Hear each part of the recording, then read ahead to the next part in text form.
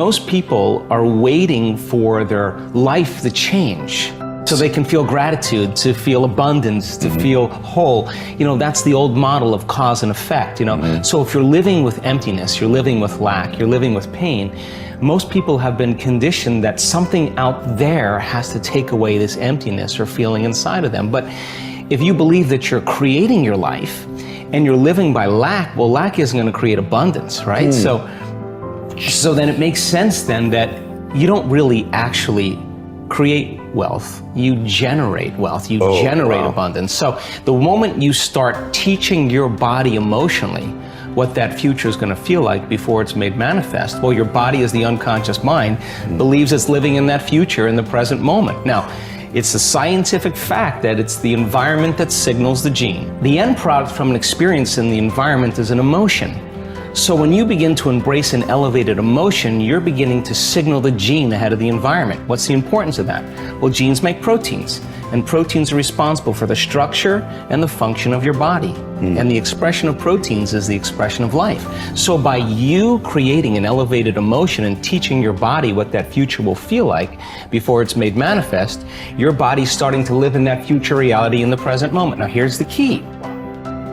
If you were able to become familiar with gratitude, become familiar with wholeness, become familiar with abundance, become familiar with freedom, and you're able to generate those chemicals every single day, more than likely you would be walking around feeling like your future has already happened, and you would no longer be looking for it to happen. You would already feel like it has happened. Now, what is the importance of that? Well, you're literally becoming somebody else. So you're leaving your lack, you're leaving your guilt, you're leaving your emptiness behind. Your personality, literally, Ed, is made up of how you think, how you act, and how you feel. And how you think, how you act, and how you feel is your personality, and your personality is intimately connected to your personal reality, your life. So then if you want to change your life, your personal reality, you got to change your personality. And here we go again. You got to start becoming conscious of your unconscious thoughts. You got to start noticing how you act, how you speak. You got to pay attention to how you're feeling. Some people would live in guilt their whole entire life and don't even know it's guilt because at least it feels like them. So then when you start doing that, you begin to objectify your subjective self. So then when you begin to make small changes, back to thought, a new thought should lead to a new choice. A new choice should lead to a new behavior. A new behavior should create a new experience, and a new experience should create a new emotion. And that new emotion is teaching your body chemically to understand what your mind has intellectually understood. Now your body is embodying the truth. I believe in human possibility, human potential, and I think that one of our biggest limiting beliefs is the belief of how limited we really are. And so my interest is to give people the science to begin to understand how powerful they really are. And I think that science really is the language that does that really well. And the new sciences like quantum physics and neuroplasticity, neuroscience, neuroendocrinology, psychoneuroimmunology, the mind-body connection, epigenetics, all of those sciences point the finger at possibilities. So I want to create a language for people from a philosophical or theoretical standpoint for them to begin to understand what's possible. But then I want to be able to have those people begin to wire that information in their brain completely, because learning is making new connections, right, in the brain. But remembering is maintaining and sustaining those connections. And it's so much easier to lose our vision than to remember it, right? So then we have to begin to hardwire the brain or install the neurological hardware in preparation for an experience. So the more people understand what they're doing and why, then the how gets easier. So I want to then set up the conditions in an environment, in a workshop where people can begin to apply or personalize what they learn so that they can have an experience. An experience then further enriches the brain. But the prize of an experience is an emotion.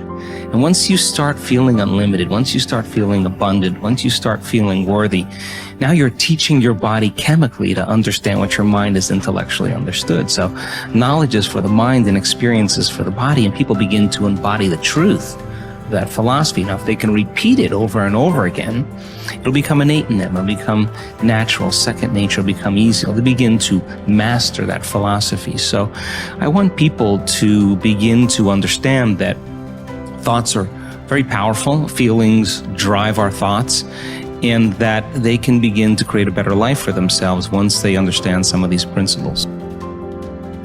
Your capability is constant, but how much of it you use depends upon the identity you have for yourself. For example, if you feel certain that you are an outgoing, outrageous person, you'll tap the resources of behavior that match your identity. Whether you see yourself as a wimp or a wild man, a winner or a wallflower, will instantly shape which capabilities you access.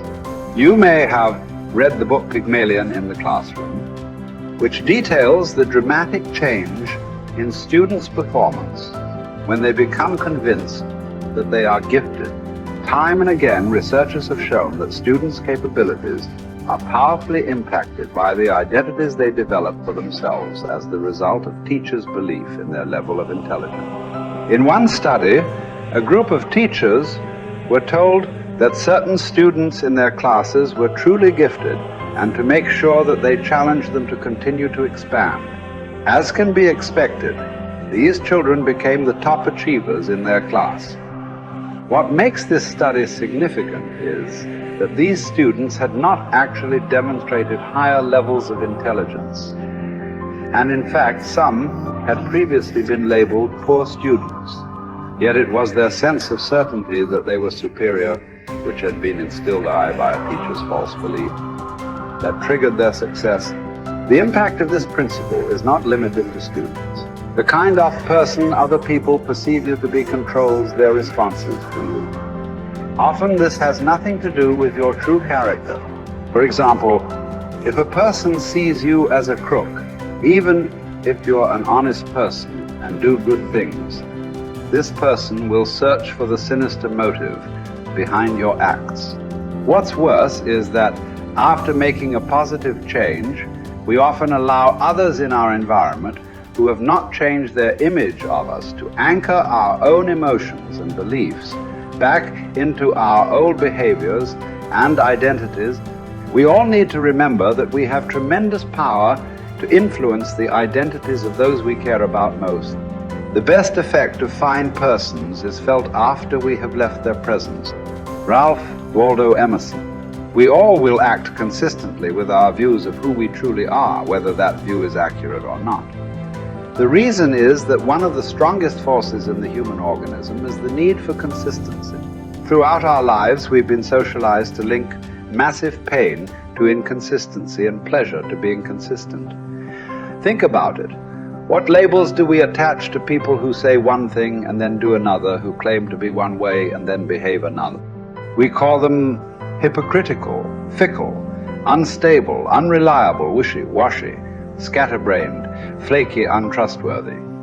Would you like to have these labels attached to you? Would you even like to think of yourself in this way? The answer is obvious.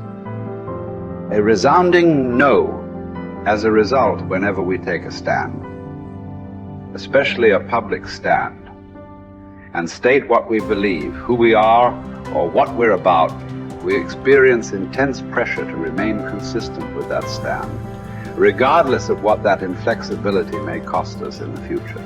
Conversely, there are tremendous rewards for remaining consistent with our stated identities. What do we call people who are consistent?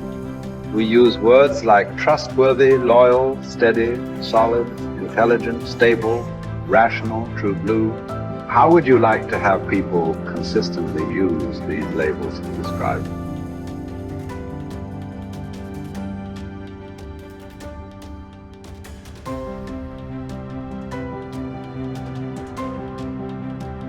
Becomes irrevocably tied to your ability to avoid pain and gain pleasure.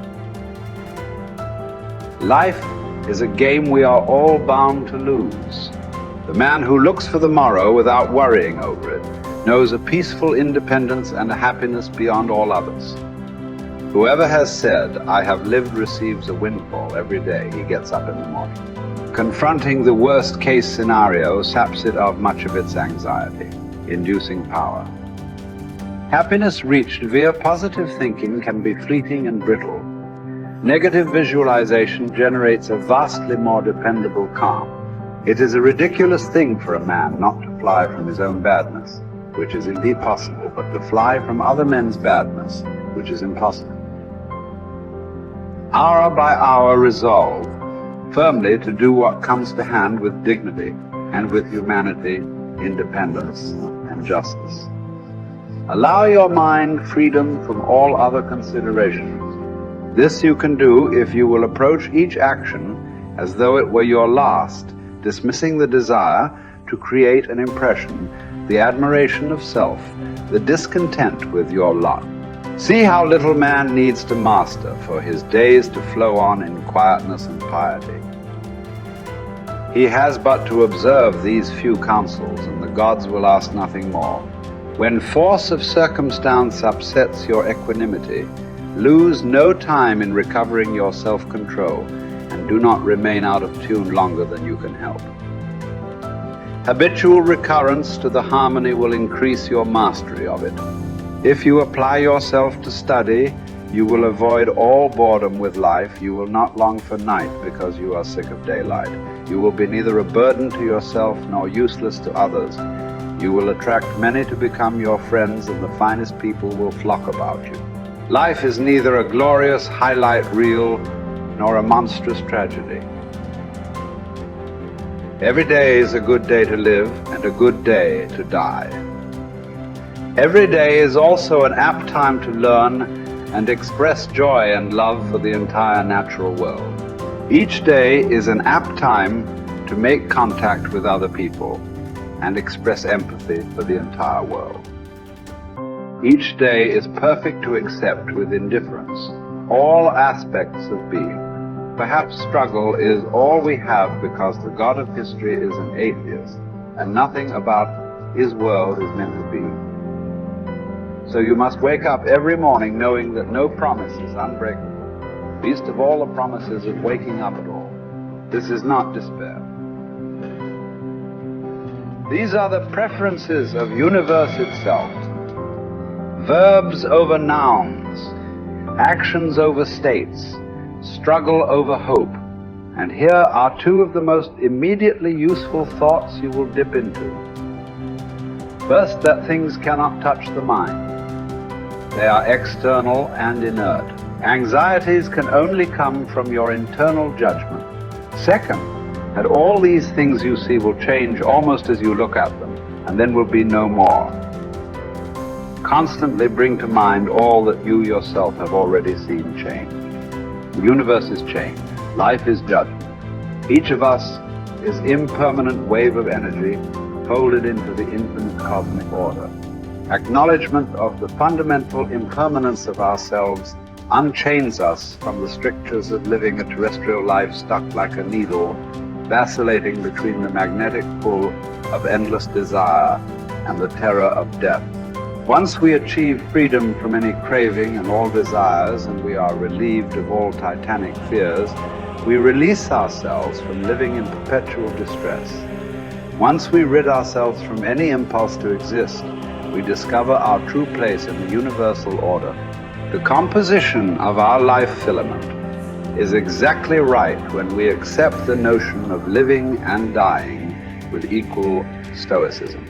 You have the power to strip away many superfluous troubles located wholly in your judgment, and to possess a large room for yourself, embracing in thought the whole cosmos, to consider everlasting time, to think of the rapid change in the parts of each thing, of how short it is from birth until dissolution, and how the void before birth and that after dissolution are equally